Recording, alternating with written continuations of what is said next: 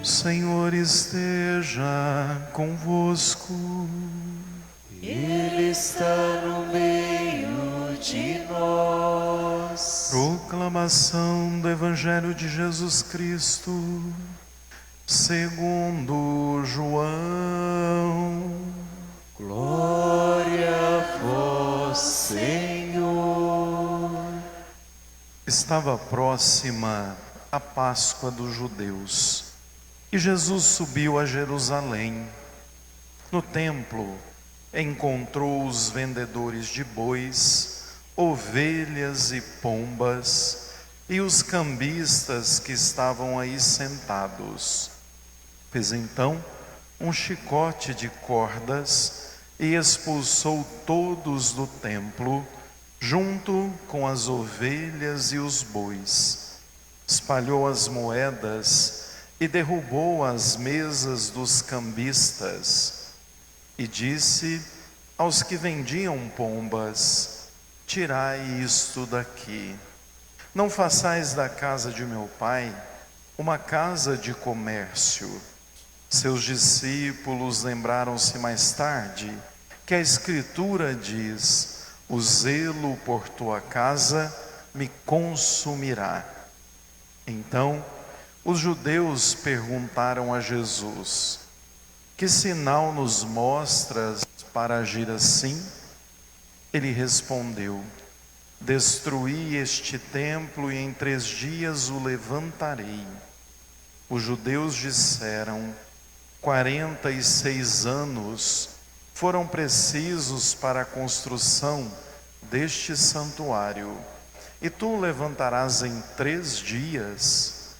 Mas Jesus estava falando do templo do seu corpo. Quando Jesus ressuscitou, os discípulos lembraram-se do que ele tinha dito e acreditaram na Escritura e na palavra dele.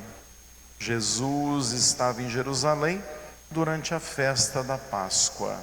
Vendo os sinais que realizava, muitos creram no seu nome, mas Jesus não lhes dava crédito, pois conhecia a todos e não precisava do testemunho de ninguém acerca do ser humano, porque ele conhecia o homem por dentro.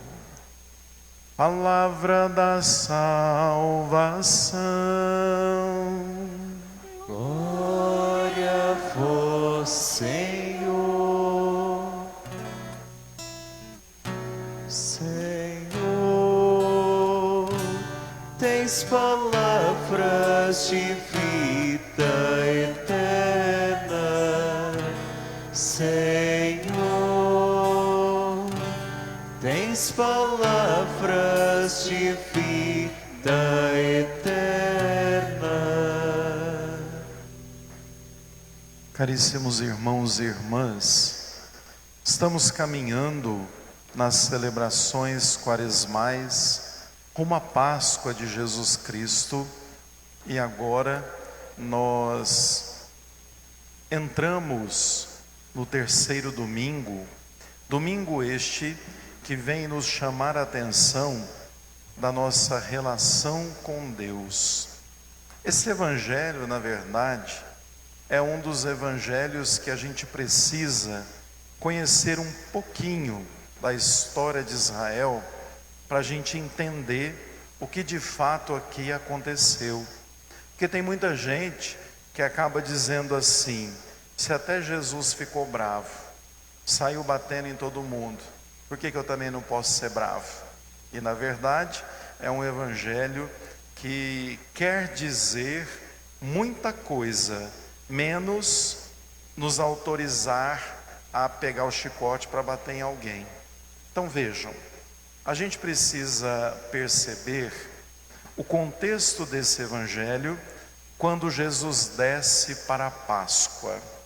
O evangelho de João, ele tem uma característica diferente de Mateus, Marcos e Lucas. O evangelista João apresenta Jesus descendo a Jerusalém, ou subindo, por 3 vezes. E nessas 3 vezes que ele vai, ele quer realizar alguma mudança na mentalidade daquele tempo. Jesus tinha muitos problemas com a elite religiosa daquele tempo, que na verdade interpretava o agir de Deus, as noções de Deus, conforme aquilo que eles achavam melhor. E vejam que então Jesus entra em embate com vários deles. E esse texto, na verdade, ele narra um dos momentos em que Jesus reforma a relação que eles tinham com Deus. Então vejam, aqui, esse templo, no tempo de Jesus, ele era o segundo templo. O primeiro templo quem construiu foi Salomão. O templo para eles tinha um sentido muito profundo, porque no templo era o lugar onde estava a Arca da Aliança, o Santo dos Santos, e o lugar de oração por excelência. Todo judeu deveria ir a Jerusalém por ocasião da Páscoa para oferecer o seu sacrifício.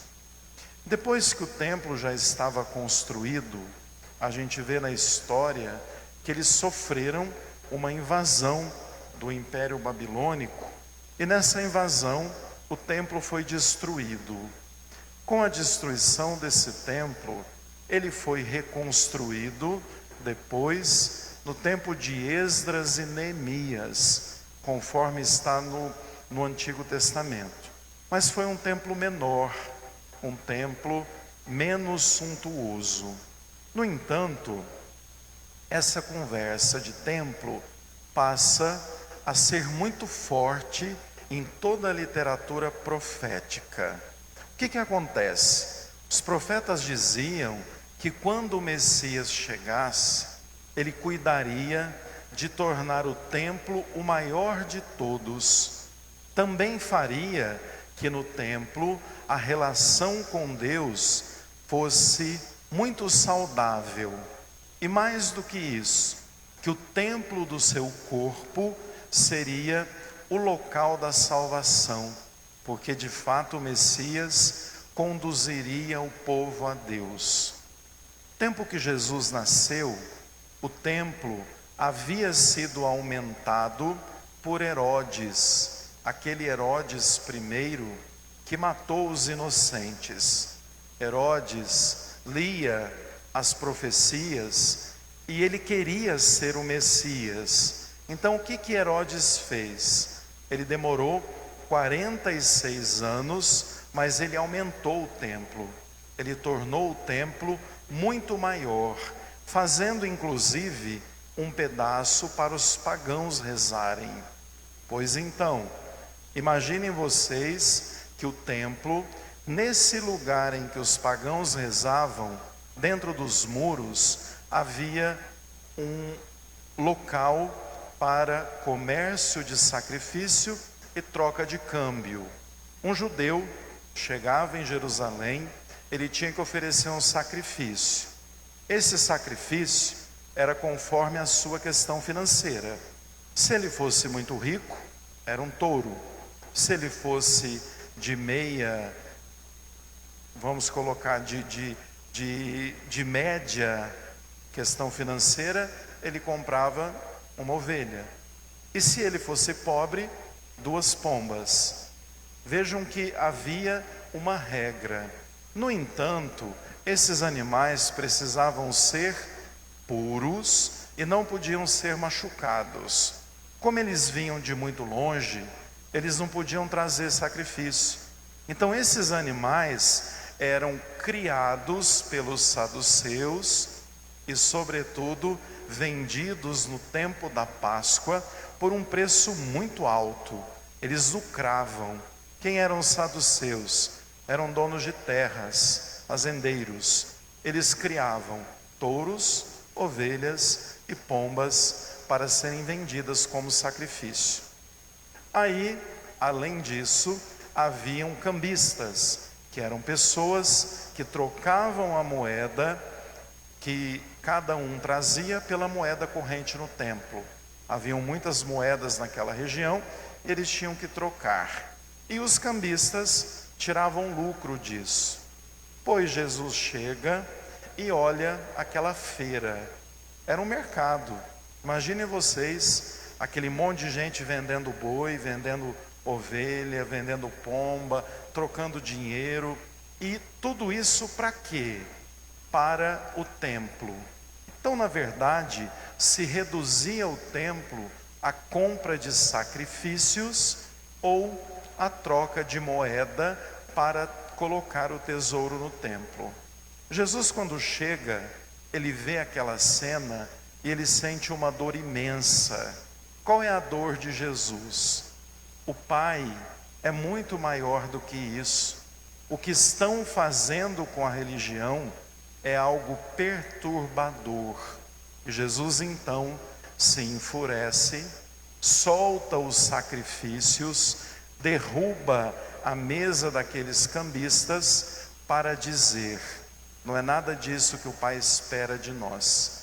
Não é o sacrifício que a gente compra naquele tempo, podemos dizer, que vai nos salvar. Mas aí, naquela primeira descida de Jesus na Páscoa, ele refaz a ideia da relação com Deus.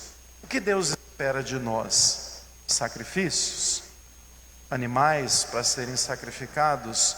Não. O que Deus quer da humanidade é um coração novo, são atitudes novas, é uma relação com Deus capaz de permitir que a gente seja cada dia melhor.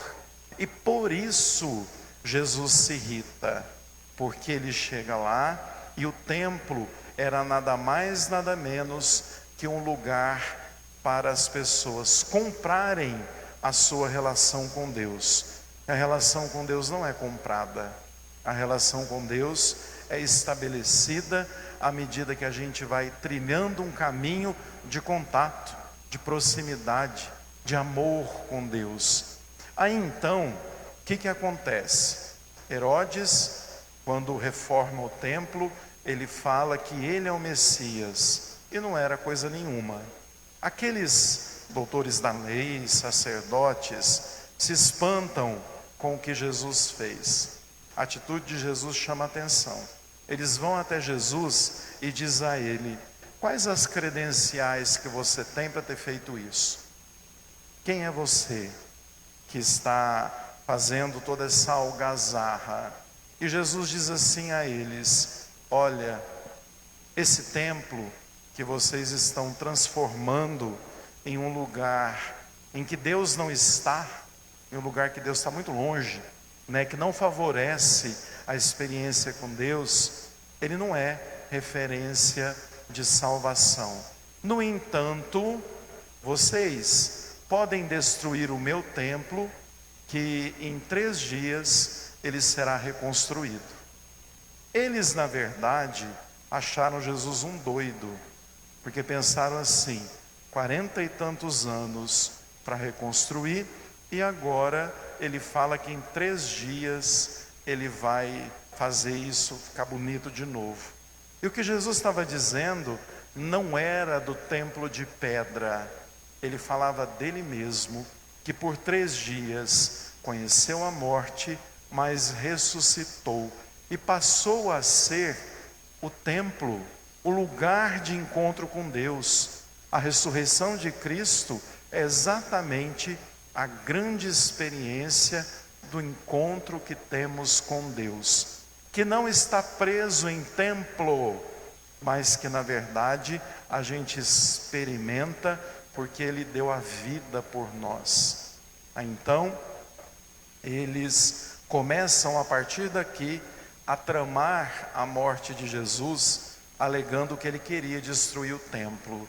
Portanto, ele era um pervertor ou um homem que tinha que ser calado, exatamente por querer fazer do templo algo manipulado por ele.